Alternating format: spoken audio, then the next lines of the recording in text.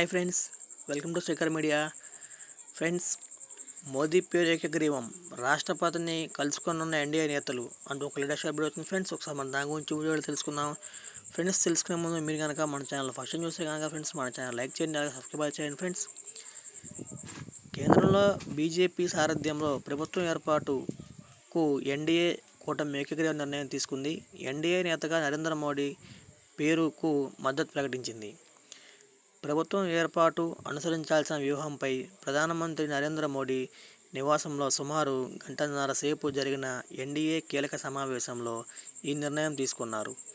కేంద్రంలో ఎన్డీఏ ప్రభుత్వానికి మద్దతు లేఖను కూటమి కీలక భాగస్వాములుగా ఉన్న టీడీపీ అధినేత నారా చంద్రబాబు నాయుడు, జేడీయూ నేత నితీష్ కుమార్ అందజేశారు. రాష్ట్రపతిని కలుసుకోనున్న ఎన్డీఏ ప్రతినిధుల బృందం. కాగా, ఎన్డీఏ కీలక సమావేశం పూర్తి కావడంతో రాష్ట్రపతి ద్రౌపది ముర్మును కలుసుకునేందుకు ఎన్డీఏ ప్రతినిధి బృందం సిద్ధమవుతుంది. రాత్రి 7:30 రాష్ట్రపతిని కలుసుకోనున్నారు నరేంద్ర మోదీ నాయకత్వంలో ఎన్డీఏ ప్రభుత్వం ఏర్పాటుకు అనుసరించాల్సిన రాష్ట్రపతిని ప్రతినిధి బృందం కోరనుంది. ప్రభుత్వం ఏర్పాటుకు అవసరమైన సంఖ్యాబలం తమకు ఉందంటూ భాగస్వామ్య పార్టీల మద్దతుతో కూడిన లేఖను అందజేయనున్నారు. మూడోసారి ప్రధానమంత్రి నరేంద్ర మోడీ ఈ నెల 8న ప్రమాణ స్వీకారం చేసేందుకు నిర్ణయించినట్లు పార్టీ వర్గాల సమాచారం.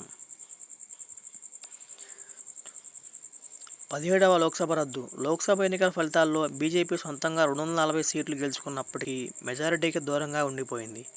అయితే బీజేపీ సారథ్యంలో ఎన్డీఏ కూటమి 292 సీట్లు గెలుచుకోవడంతో ప్రభుత్వం ఏర్పాటుకు అవసరమైన మెజారిటీ మార్క్ 272ను అవలీలగా దాటింది. కాగా, 18వ లోక్సభ ఏర్పాటుకు మార్గం సుగమం చేస్తూ 17వ లోక్సభను రద్దు చేయాల్సిందిగా కేంద్ర కేబినెట్ బుధవారం ఉదయం నిర్ణయం తీసుకుంది.